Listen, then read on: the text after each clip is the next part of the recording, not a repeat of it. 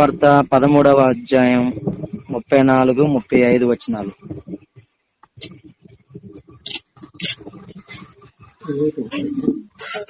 మీరు ఒకరినొకరు ప్రేమింపవలనని మీకు క్రొత్త ఆజ్ఞ ఇచ్చుచున్నాను. నేను మిమ్మల్ని ప్రేమించినట్టే మీరును ఒకరినొకరు ప్రేమింపవలను. మీరు ఒకరి ఎడల ఒకడు ప్రేమ గలవారైన ఎడల దీన్ని బట్టి మీరు నా శిష్యులని అందరూ తెలుసుకుందరని. ప్రార్థన చేస్తున్నాను.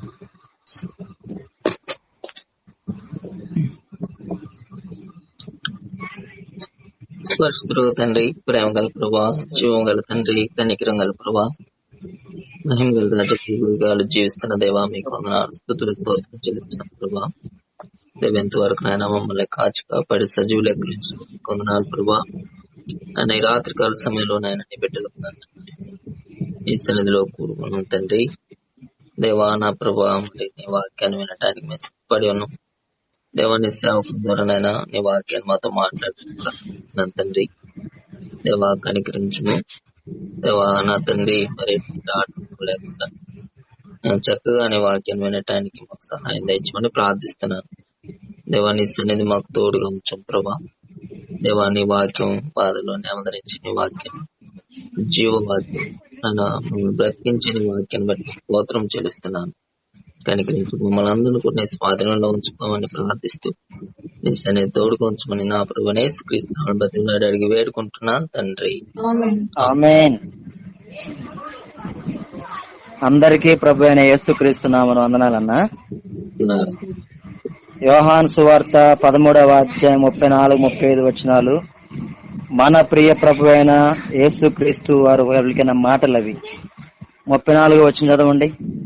మీరు ఒకరినొకరు ప్రేమింపవలనని మీకు క్రొత్త ఆజ్ఞ ఇచ్చుచున్నాను. నేను మిమ్మల్ని ప్రేమించినట్టే మీరును ఒకరినొకరు ప్రేమింపవలను. ఒకరినొకరు, ఒకరికి ఒకరు. ఈరోజు వాక్య భాగం పేరది. ఒకరికొకరు ఏం చేయాలంట? క్రొత్త ఆజ్ఞ ఇచ్చాడు దేవుడు. ఒకరినొకరు ప్రేమింపవలనని మీకు క్రొత్త ఆజ్ఞ ఇచ్చుతున్నాను. నేను మిమ్మల్ని ప్రేమించినట్టే అంటే ఎలా ఉంటే ప్రేమించాడు? రోమిలకు రాసిన పత్రిక 5వ అధ్యాయము 6 నుండి 10 దాకా. ఏలయనగా మనం ఇంకా బలహీనులమై ఉండగా క్రీస్తు యుక్త కాలంలో భక్తిహీనుల కొరకు చనిపోయాను. నీతిమంతుని కొరకు సహితం ఒకడు చనిపోవుట అరుదు. మంచివాని కొరకు ఎవడైనా ఒకవేళ చనిపోయి తెగింపవచ్చును. అయితే దేవుడు మన ఎడల తన ప్రేమను వెల్లడిపరచుచున్నాడు. ఎట్లనగా మనం ఇంకను పాపులమై ఉండగానే క్రీస్తు మన కొరకు చనిపోయాను కాబట్టి ఆయన రక్తం వలన ఇప్పుడు నీతిమంతులముగా తీర్చబడి మరింత నిశ్చయముగా ఆయన ద్వారా ఉగ్రత నుండి రక్షింపబడదుము. ఏలయనగా శత్రువులమై ఉండగా ఆయన కుమారుని మరణము ద్వారా మనము దేవునితో సమాధానపరచబడిన వారమై ఆయన జీవించుట చేత మరి నిశ్చయముగా రక్షింపబడదుము. అంతేకాదు మన ప్రభువైన యేసుక్రీస్తు ద్వారా మనము దేవుని ఈ 6 నుంచి 10 వచనాల్లో మన గురించి 4 మాటలు ఉన్నాయి. 1 బలహీనులం, 2 భక్తిహీనులం, 3 పాపులం, 4 శత్రువులం. దేవుడు మన ఎడల తన ప్రేమను వెల్లడిపరిచి ఉన్నాడు. ఎట్లనగా మనం ఇంకను పాపులమై ఉండగా క్రీస్తు మన కొరకు చనిపోయాడు. మనలో ఏదో గొప్పతనం, ఏదో గొప్ప క్వాలిటీస్ ఉందని ఆయన మనల్ని ప్రేమించలా. మనలో అనేకమైన బలహీనతలు ఉన్నాయి, అనేకమైన లోపాలు ఉన్నాయి. మార్కు సువార్త 10వ అధ్యాయము 17 నుంచి 22 దాకా. ఆయన బయలుదేరి మార్గమున పోవుచుండగా ఒకడు పరిగెత్తుకుని వచ్చి ఆయన ఎదుట మోకాళ్ళుని, సద్బోధకుడా, నిత్య జీవనకు వారసుడనగుటకు నేనేమి చేయదునని ఆయనను అడిగెను. యేసు, నువ్వు సత్పురుషుడని ఎలా చెప్పుచున్నావు? దేవుడు ఒక్కడే గాని మరి ఎవడునూ సత్పురుషుడు కాడు. నరహత్య చేయవద్దు, వ్యభిచరింపవద్దు, దొంగిలవద్దు, అబద్ధ సాక్ష్యము పలుకవద్దు, మోసపుచ్చవద్దు, నీ తల్లిదండ్రులను సన్మానింపుము అను ఆజ్ఞలను నీకు తెలియను గదా అని అతనితో చెప్పెను. అందుకతడు, బోధకుడా, బాల్యము నుండి ఇవన్నీ అనుసరించుచూనే ఉంటినని చెప్పాను. యేసు అతని చూచి అతని ప్రేమించి, నీకు ఒకటి కొదువుగానున్నది. నువ్వు వెళ్లి నీకు కలిగినవన్నీ అమ్మి బీదలకు పరలోకమందు నీకు ధనము కలుగును. నీవు వచ్చి నన్ను వెంబడించమని చెప్పాను. అతడు 21వ వచనంలో యేసు అతని చూచి అతన్ని ప్రేమించి నీకు ఒకటి కొదువుగానున్నది. కొదువులున్నా ప్రేమించే దేవుడు, అది తెలుసుకోవాలి మనం. ఇప్పుడు మన యోహాను సువార్త 13:34 మళ్ళీ చదవండి. మీరు ఒకరినొకరు ప్రేమింపవలనని మీకు క్రొత్త ఆజ్ఞ ఇచ్చుచున్నాను. నేను మిమ్మల్ని ప్రేమించినట్టే మీరును ఒకరినొకరు ప్రేమింపవలను. నేను మిమ్మల్ని ప్రేమించినట్టే అంటే కొదువులున్నా ప్రేమించాడు, బలహీనతలున్నా ప్రేమించాడు, భక్తిహీనులమైనా ప్రేమించాడు, పాపులమైనా ప్రేమించాడు, శత్రువులైనా ప్రేమించాడు. అది యేసు ప్రేమ. 35లో ఏముంది? మీరు ఒక్కని ఎడల ఒకడు ప్రేమ గలవారైన ఎడల దీన్ని బట్టి మీరు నా శిష్యులు అని అందరూ తెలుసుకుందరని. ఒకని ఎడల ఒకడు ప్రేమ గలవారైన దీన్ని బట్టి అందరూ నా శిష్యులను తెలుసుకుందరనను. అందరికి తెలిసిద్దంట యేసు ప్రభు శిష్యులం అని. డినామినేషన్ తో సంబంధం లేదు. ఇప్పుడు క్యాస్ట్ ఫీలింగ్ కులగజ్జి కంటే డినామినేషన్ గజ్జి ఎక్కువైపోయింది. ఇప్పుడు అందరూ యేసు రక్తం చేత కడగబడిన వారే. అందరూ ఏ డినామినేషన్ ప్రతి డినామినేషన్ గౌరవించుకుంటా ఒకరికొకరు ప్రేమ కలిగి సహోదర ప్రేమలు కలిగి ఉండాలని దేవుని యొక్క వాక్యం తెలియజేస్తా ఉంది. మొట్టమొదటి మాట ఒకరికొకరు ప్రేమ కలిగి ఉండాలి. యోహాను రాసిన మొదటి పత్రిక 4వ అధ్యాయము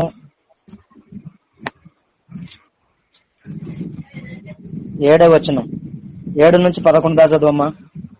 ప్రియులారా, మనము ఒకరినొకడు ప్రేమింతము. ఏలయనగా ప్రేమ దేవుని మూలముగా కలుగుచున్నది.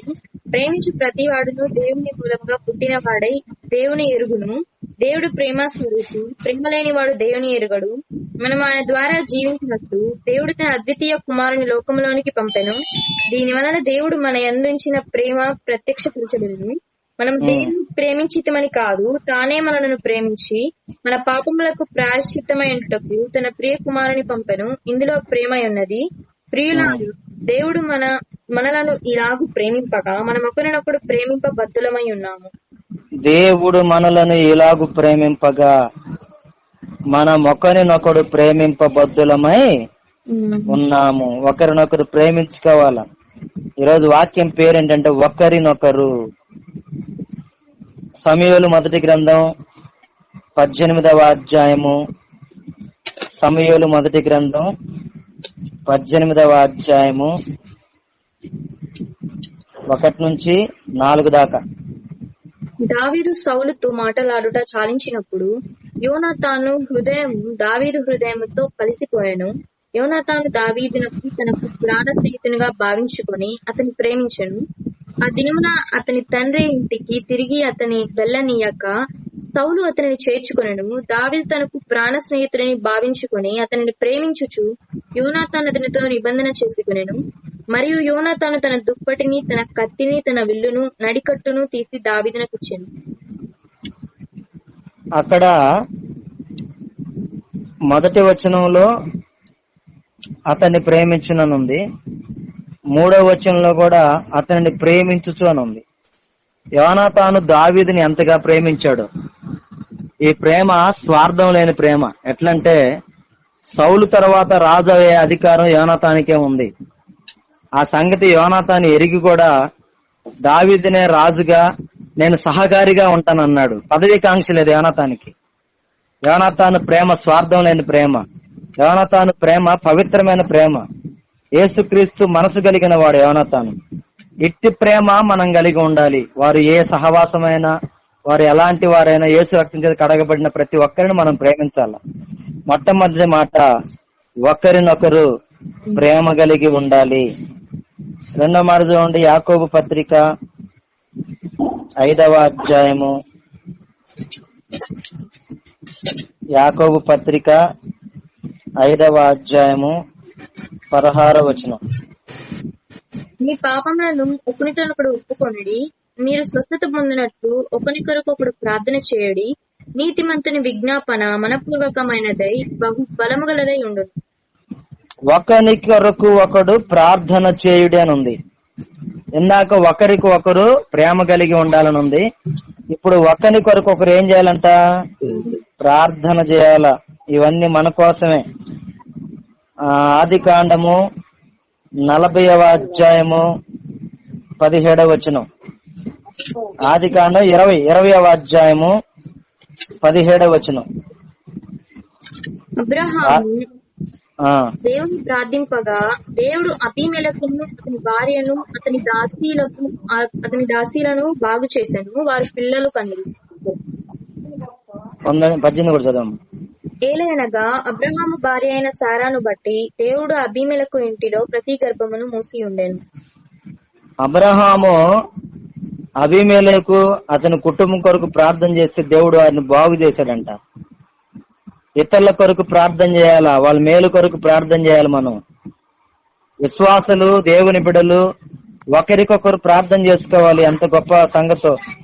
మోషే అనేక సార్లు చేశాడు ఇశ్రాయేలు కొరకు ప్రార్థన, లెక్కలేనన్ని సార్లు చేశాడు. యోబు గ్రంథం 42వ అధ్యాయము 10వ వచనం. యోబు గ్రంథం 42వ అధ్యాయం 10వ వచనం. మరియు యోబు తన స్నేహితుల నిమిత్తం ప్రార్థన చేసినప్పుడు యెహోవా అతని క్షేమస్థితిని మరలా అతనికి దయచేసెను.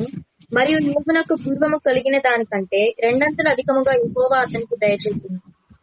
యోబు తన స్నేహితుల నిమిత్తం ప్రార్థన చేశాడు. స్నేహితులు ఓదార్చడానికి వచ్చారు, ఓదార్చారు.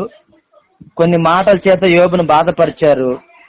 అయినా గాని వారి కొరకు యోబు ప్రార్థన చేస్తే, విజ్ఞాపన చేస్తే క్షేమాన్ని ఇచ్చాడు, రెండంతల ఆశీర్వాదాన్ని ఇచ్చాడు. ఒకరి కొరకు ఒకరు ప్రార్థన చేసుకునే మనసు కావాలి మనకి. లోకాసు వార్త 7వ అధ్యాయము 3వ వచనం. శతాధిపతి యేసును గూర్చి విని ఆయన వచ్చి తన దాసుని స్వస్థపరచవలనని ఆయనను వేడుకొనుటకు యూదుల పెద్దలను ఆయన యొద్దకు పంపెను.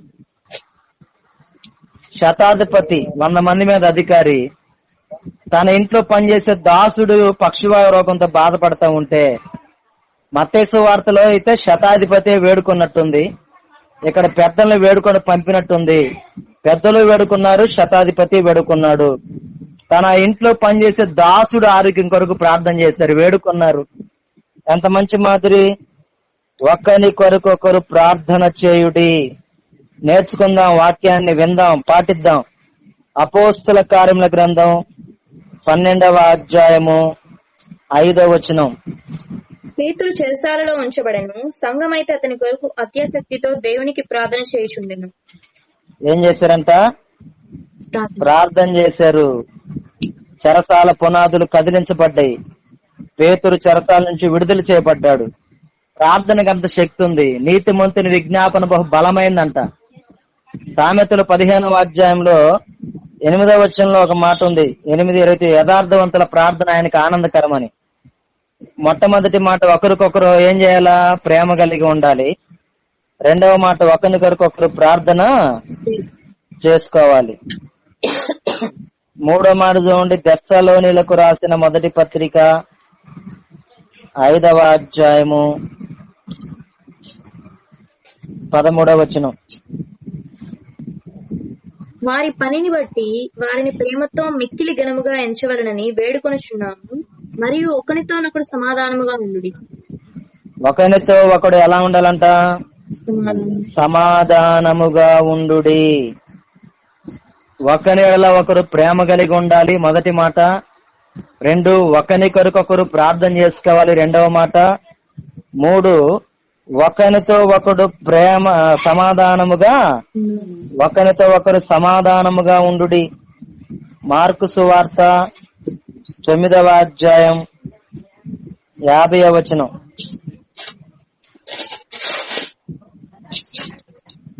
ఉప్పు మంచిదే గాని ఉప్పు నిస్సారమైన ఎడల దేని వలన మీరు దానికి సారము కలుగజేతురు? మీలో మీరు ఉప్పు సారము గలవారై ఉండి ఒకరితో ఒకరు సమాధానముగా ఉండుడని చెప్పాను. ఉప్పు గురించి చెప్పి చివర్లో ఏం చెప్పారు? ఒకరితో ఒకడు సమాధానముగా ఉండుడని చెప్పాను. ఉప్పు కొన లక్షణం ఏంటంటే అన్నిట్లో కరిగిపోద్ది, అన్నిట్లో కలిసిపోద్ది. మనం కూడా కరిగిపోయే మనసు, కలిసిపోయే మనసు ఉంటే దుష్టులకు నెమ్మది ఉండదని నా దేవుడు సెలవిచ్చిన యెషయా గ్రంథం 57:21 ఉంది. దుష్టులు ఉంటే అక్కడ నెమ్మది ఉండదు. ప్రసంగి గ్రంథంలో ఒక పాపాత్ముడు అనేకమైన పనులు జరగొడతాడంట. సమాధానంగా ఉండేవాళ్ళు కలిసిపోయే మనసు ఉండిద్ది. సహోదరులు ఐక్యత కలిగి నివసించుట ఎంత మేలు, ఎంత మనోహరం అని ఉంది. ఉప్పు లాంటి మీరు లోకమునకు ఉప్పై ఉన్నారన్నాడు దేవుడు. ఉప్పు లాగుండాలి మన మనసు. చదవండి కొరింథీయులకు రాసిన 2వ పత్రిక 13వ అధ్యాయం 11వ వచనం.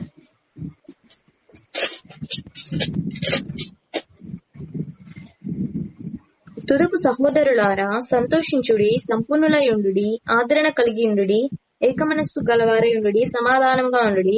ప్రేమ సమాధానములకు కర్తయగు దేవుడు మీకు తోడయుండును. ఎంత చక్కని మాటలో. తుదకు సహోదరులారా, ఒకటి ఎలా ఉండాలంట? సంతోషించుడి. 2 సంపూర్ణులై ఉండుడి. 3 ఆదరణ కలిగి ఉండుడి. 4 ఏక మనసు గలవారై ఉండుడి. 5 సమాధానముగా ఉండుడి. సమాధానం ఉండాలి మనం. దేవుడు నా శాంతినే మీకు అనుగ్రహించుతున్నాను అన్నాడు యోహాను 14:27. కొలస్సీ 3:15 చదవండి.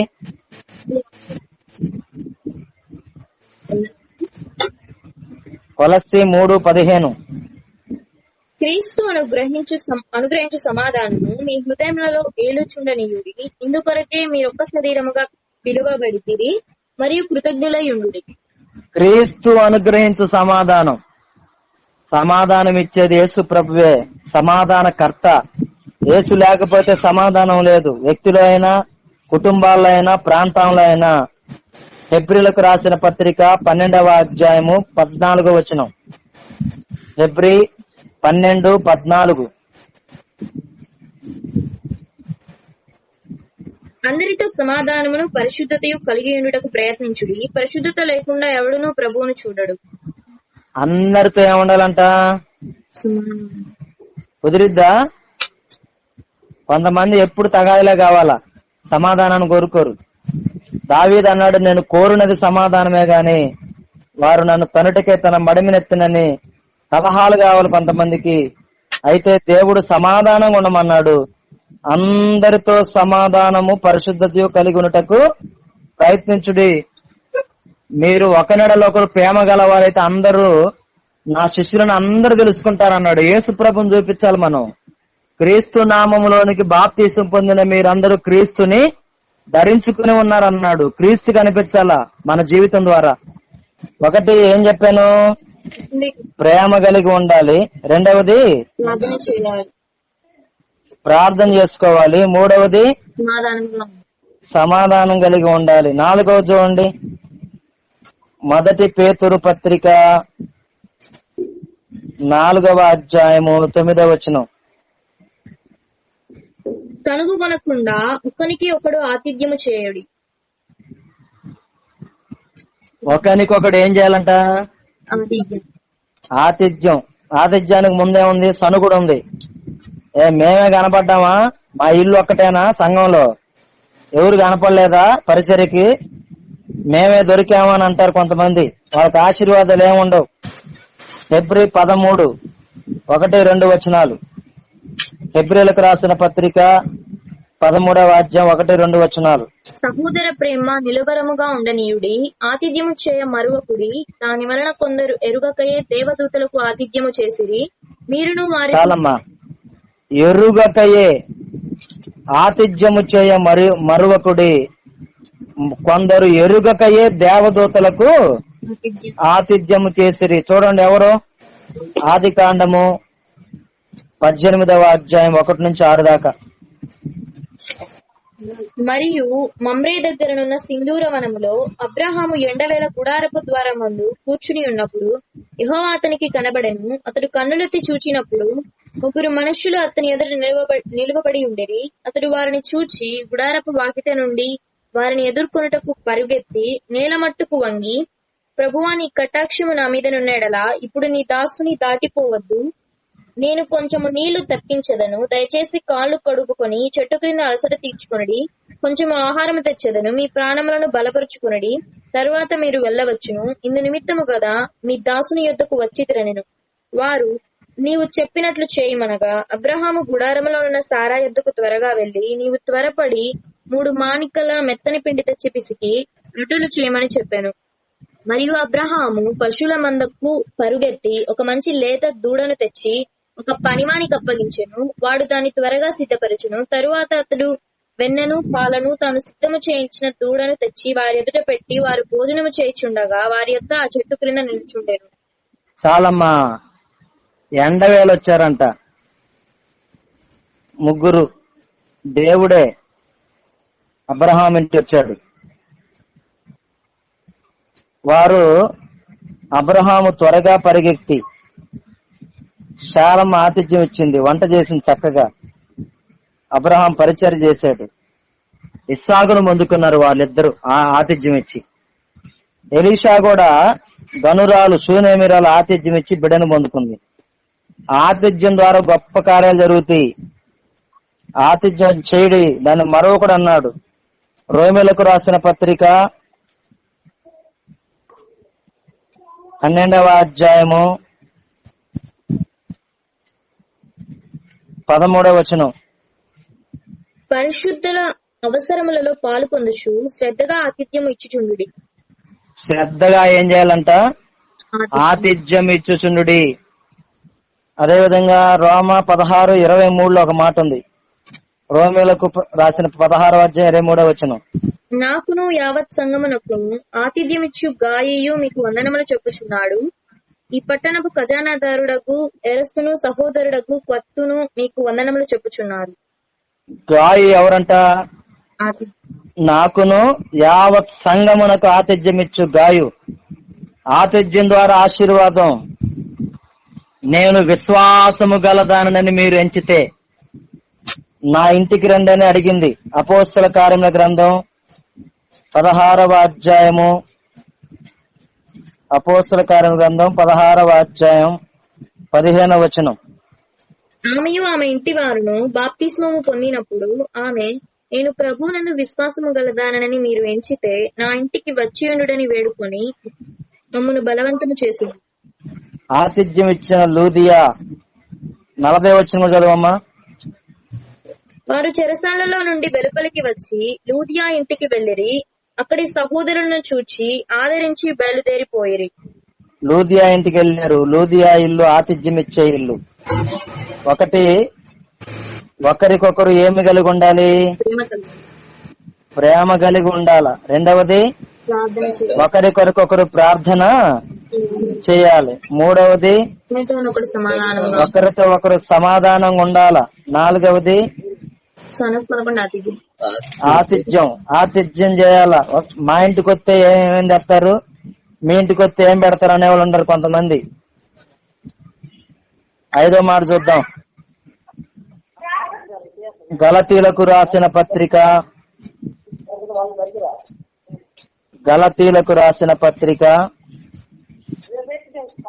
6వ అధ్యాయము 1-2 వచనాలు. సహోదరులారా, ఇప్పుడు ఏ తప్పిదములోనైనను చిక్కుకొనిన ఎడల ఆత్మ సంబంధమైన మీలో ప్రతివాడు తాను శోధింపబడుతునేమో అని తన విషయమై చూచుకొనుచు సాత్వికమైన మనస్సుతో అట్టి వారిని మంచి దారికి తీసుకొని రావలెను. ఒకని భారములను ఒకడు భరించి ఇలాగూ క్రీస్తు నియమమును పూర్తిగా నెరవేర్చుడి. ఒకని భారములు ఒకడు భరించి, ఒకని భారాలు ఒకడు భరించాలా. 5 కేజీల బస్తా ఒకడే మోయాలంటే కష్టం. అదే ఇద్దరు మోస్తే సులభమైద్ది. వాడు పన్నెరా ఈడు పన్నెన్నరా తేలికైపోద్ది. ఒకని భారాలు ఒకరు భరించాలి మనం.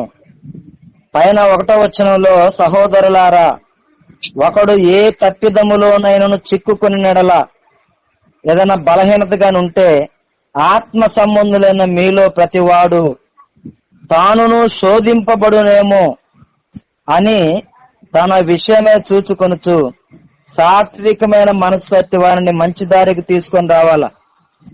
దారి తొరిగిన వారిని దారిలోకి నడిపించాలి. ఒకని భారాలు ఒకరు భరించాలా. రోమిలకు రాసిన పత్రిక 15వ అధ్యాయము 1వ వచనం.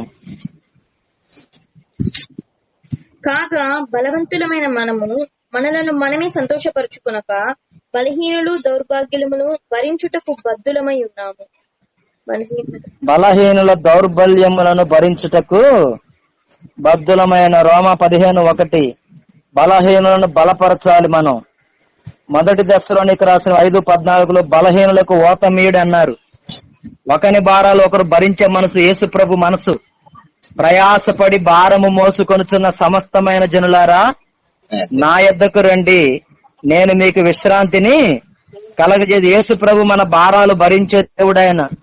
యోహాను 1:29 బాప్తిస్మిచ్చి యోహాను అన్నాడు యేసు ప్రభుని గురించి, ఇదిగో లోక పాపమును మోసుకొని పోవు దేవుని గొర్రె పిల్ల, చిన్న బిడ్డలు నా యొద్దకు రానటి ఇలాంటి వారితో పరలోక రాజ్యం అని ఆ చిన్న బిడ్డలను ఎత్తుకొని కౌగిలించుకొని తల మీద చేతుల నుంచి ఆశీర్వదించాడు.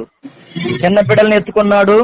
ముదిమి వచ్చు వరకు నిన్ను ఎత్తుకుని వాడను నేనే అని.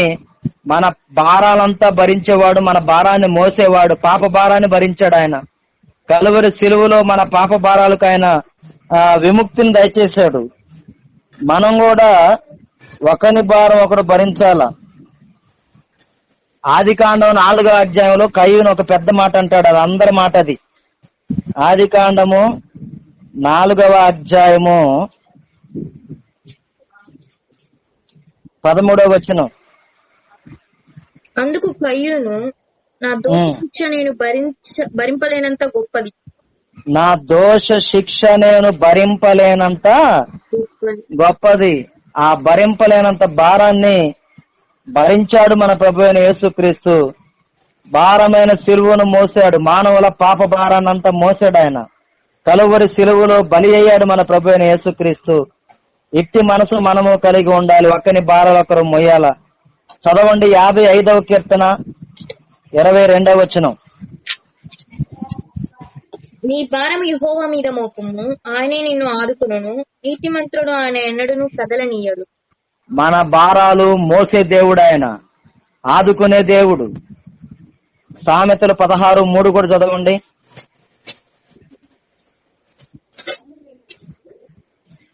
నీ పనుల భారం యెహోవా మీద నుంచుము, అప్పుడు నీ ఉద్దేశములు సఫలమగును. మనం ఏ పని చేసినా ఆ పని ముందు దేవుని తెలియజేయాల. మనం ఒక్కళ్ళం ఆలోచిస్తా బాధపడతా కన్నీరు గారుస్తా ఉంటాం. నువ్వు బాధపడతావు అంటే నీ భారాలు దేవుడి మీద వేయలేదని అర్థం. వేద్దాం ప్రతి భారాన్ని. ఎన్ని చెప్పా ఇప్పటికి?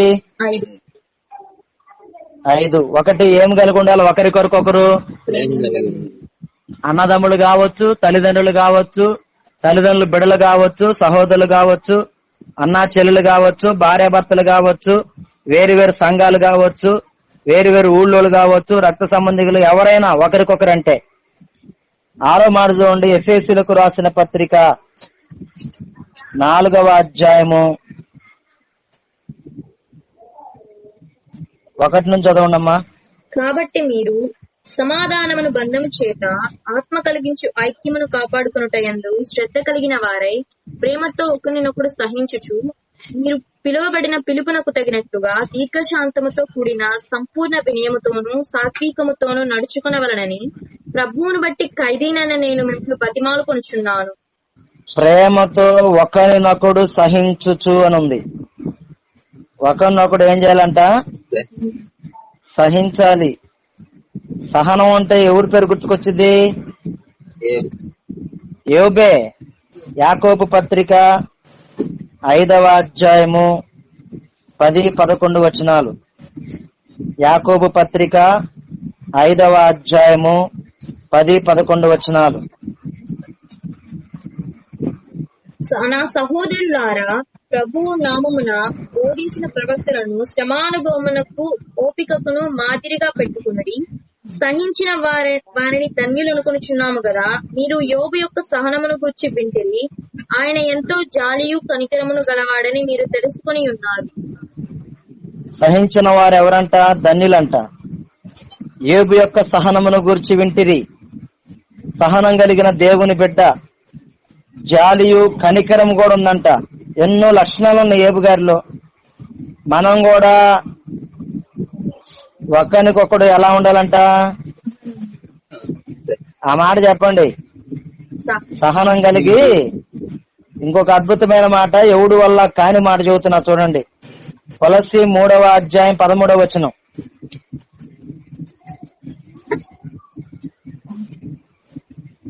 ఎవడైనాను తనకు హాని చేస్తునని ఒకడు అనుకుని ఎడల ఒకరినొకడు సహించుచు ఒకరినొకడు క్షమించుడి. ప్రభు మిమ్మల్ని క్షమించినలాగున మీరును క్షమించు. ఎవడైనను తనకు హాని చేసినని ఒకడు అనుకునే నెడల ఒకరినొకడు సహించుచు ఒకరినొకడు క్షమించుడి. హాని చేస్తే ఏం చేయాలంటే మనం సహించాలి. అది వల్ల కాదని చెప్పాగా. ఏదో ఒకటి చేసినాక మనకు నిద్ర పట్టదు. ఏదో ఒకటి జరగాల. మనకి ఏదన్నా ఎవరన్నా హాని చేస్తే వాళ్ళకి మళ్ళీ తిరిగి ఏదో ఒకటి జరిగినాక మన ప్రాణం కొటకలాడిద్ది. తిమోతికి రాసిన 2వ పత్రిక 2వ అధ్యాయం 12వ వచనం.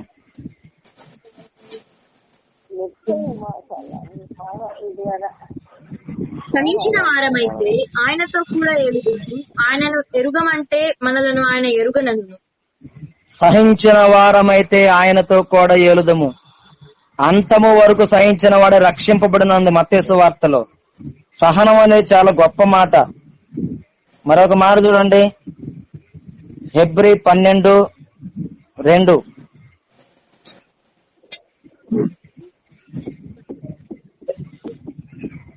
మనము కూడా ప్రతి వారమును సులువుగా చిక్కులబెట్టు పాపమును విడిచిపెట్టి విశ్వాసమునకు కర్తయు దానిని కొనసాగించి వాడునైన యేసు వైపు చూచుతూ మన ఎదుట ఉంచబడిన పందెములో ఓపికతో పరిగెత్తెదము. ఆయన తన ఎదుట ఉంచబడిన ఆనందము కొరకై అవమానమును నిర్లక్ష్య పెట్టి సిలువను సహించి దేవుని సింహాసనం యొక్క కుడి పార్శ్వమున ఆసీనుడై ఉన్నాడు.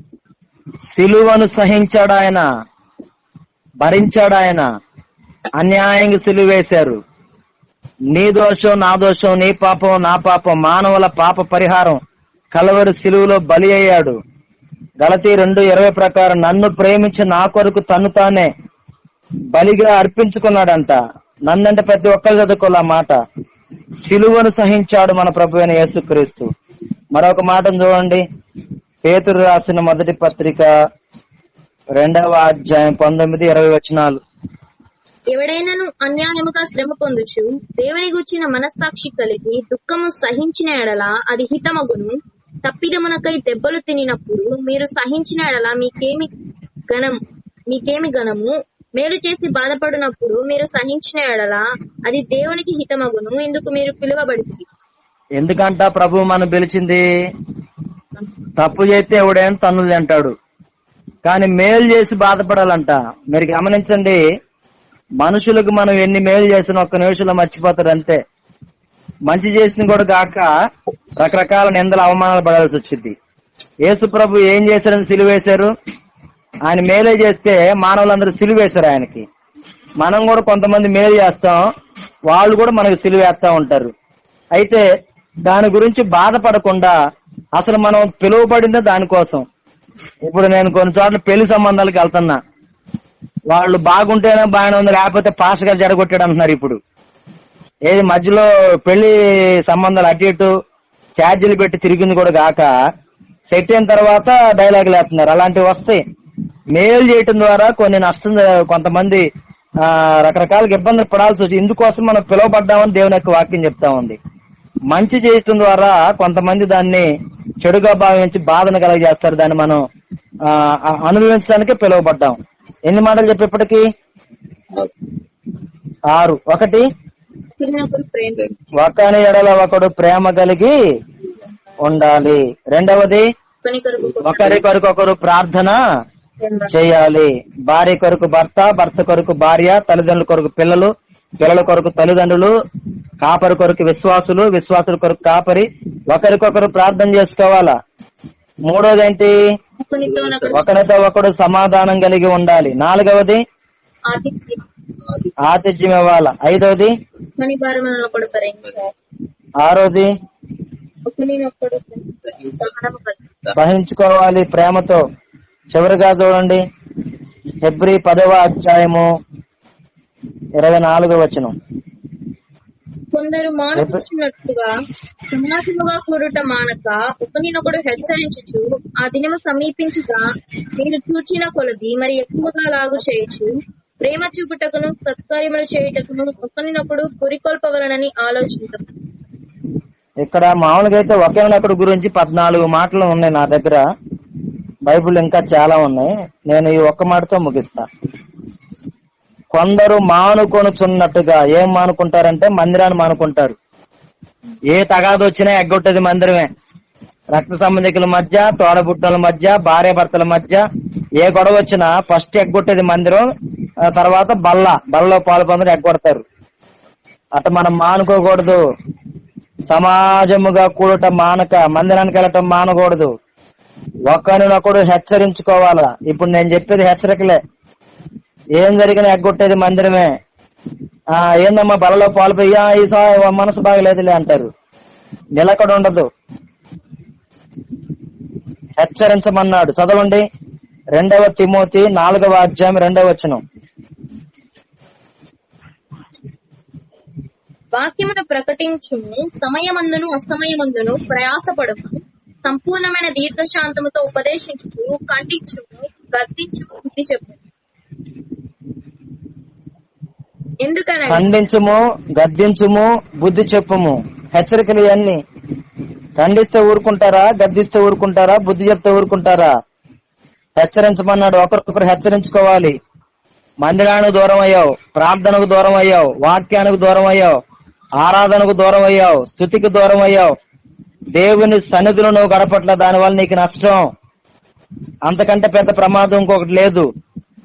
కోడి రెక్కల క్రిందికి ఎలాగూ కోడి పిల్లలు చేర్చుకున్నట్టు నిన్ను నన్ను ప్రభువు చేర్చుకున్నాడు. ఇప్పుడు కోడి పిల్లలు కోడితే ఏమంటున్నాయి అంటే, మాకు రెక్కలు వచ్చినాయమ్మా, నువ్వు మాకు అవసరం లేదంటనే గద్దర్ అడిగిలో ఉండి ఎగరేసుకొని పోద్దంతే. దేవునికి దూరమైన, మందిరానికి దూరమైన, వాక్యానికి దూరమైన తప్పనిసరిగా మనకు నష్టం కలిగింది, తిరగలేదు అందులో.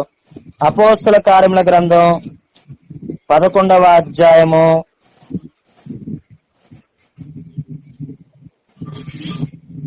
22, 23 వచనాలు.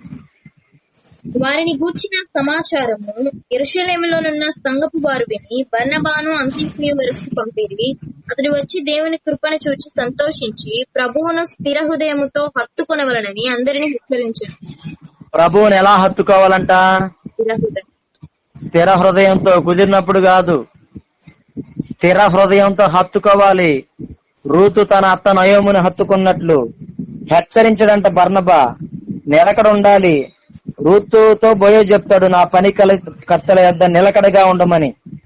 నిలకడ ఉండాలి ప్రార్థనలో, నిలకడ ఉండాలి ఆరాధనలో, నిలకడ ఉండాలి స్తుతిలో, నిలకడ ఉండాలి మందిరానికి వచ్చే విషయంలో. అక్కడే అపోస్తుల కార్యముల గ్రంథం 14వ అధ్యాయం 22వ వచనం. శిష్యులు మనస్సులను దృఢపరచి విశ్వాసమందు నిలకడగా ఉండవలననియు, అనేక శ్రమలను అనుభవించి మనము దేవుని రాజ్యములో ప్రవేశింపవలననియు వారిని హెచ్చరించింది. శిష్యుల మనస్సులను దృఢపరిచారంట పౌలు గారు. విశ్వాసమందు నిలకడగా ఉండాలని చెప్పాడు. ఇందాకేమో స్థిర హృదయంతో హత్తుకోవాలన్నాడు. ఇప్పుడు విశ్వాసమందు ఎలా ఉండాలంట? నిలకడగా ఉండాలి. ప్రార్థనలో నిలకడగా ఉండాలా, నిలకడ ఉండాలా. అనేక శ్రమలను అనుభవించి మనము దేవుని రాజ్యంలో ప్రవేశింపవలనని వారిని హెచ్చరించిరి. బంధకములు, శ్రమలు నా కొరకు కాచుకొని ఉన్నాడు పౌలు గారు. పరలోక రాజ్యానికి చేరాలంటే మనది పూలబాట కాదు, ముళ్ళబాట. అనేక శ్రమలు అనుభవించి మనం దేవుని రాజ్యంలో ప్రవేశించని హెచ్చరించారు ఆనాడు దేవుని భక్తులు. ఇక నేను ముగిస్తాను. ఈరోజు వాక్యం పేరు ఒక్కరి కొరకు ఒకరు, ఒకరికి ఒకరు, ఒకరినెడల ఒకడు. మొట్టమొదట ఎలా ఉండాలి? ప్రేమ కలిగి ఉండాలి. రెండవది ఒకరికొకరు ప్రార్థన చేయాలి. ప్రార్థన. మూడవది సమాధానం. నాలుగవది ఆతిథ్యం. ఐదవది భారాలు భరించాల. ఆరవది సహించాలి. ఏడవది హెచ్చరించుకోవాలా. ప్రార్థన చేసుకుందాం.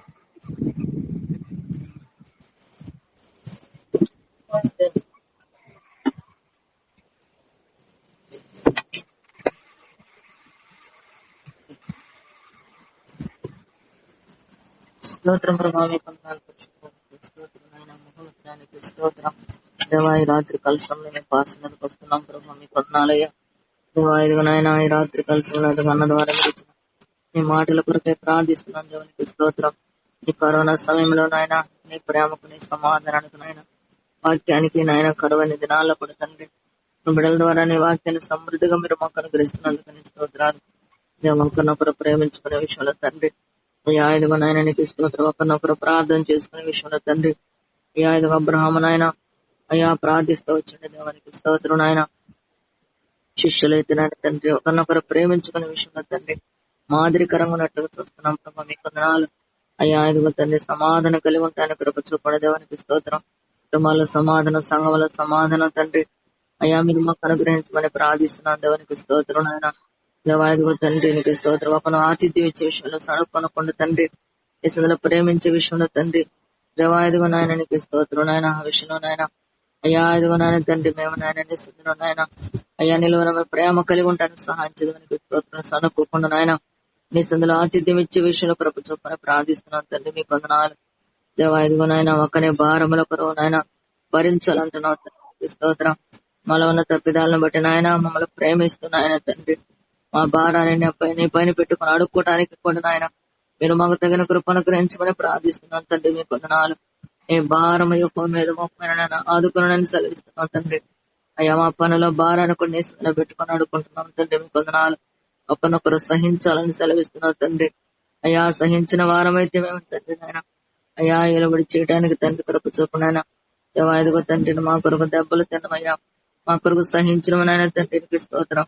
అయ్యా ఇదిగో నాయన నీకు స్తోత్రం. నాయన దేవా కృప చొప్పుని ప్రార్థిస్తున్నాను దేవానికి స్తోత్రం. నాయన దేవా మీ సన్నిధిలో నాయన తండ్రి అయ్యా ఇదిగో నాయన నీకు స్తోత్రాలు స్తోత్రం. నాయన మీ సన్నిధిలో నాయన తండ్రి ఇంకా నాయన నెమ్మది కలిగి ఉండడానికి తగిన కృపను గ్రహించమని ప్రార్థిస్తున్నాను దేవానికి స్తోత్రం. నాయన రక్షించమని ప్రార్థిస్తున్నాను తండ్రి. రాత్రి కలిసి అన్న ద్వారా మీరు ఇచ్చిన మీ మాటల కొరకై స్తోత్రాలు చెల్లించుకుంటూ నీ కృపని కాపుదల ఉంచమని సెల్ కాన్ఫరెన్స్ ద్వారా ఎంతమంది అయితే నీ మాటలు నన్ను వింటున్నారు అట్టి బిడ్డలందరి కొరకై స్తోత్రాలు చెల్లించుకుంటున్నాం ప్రభా. మీ వందనాలు.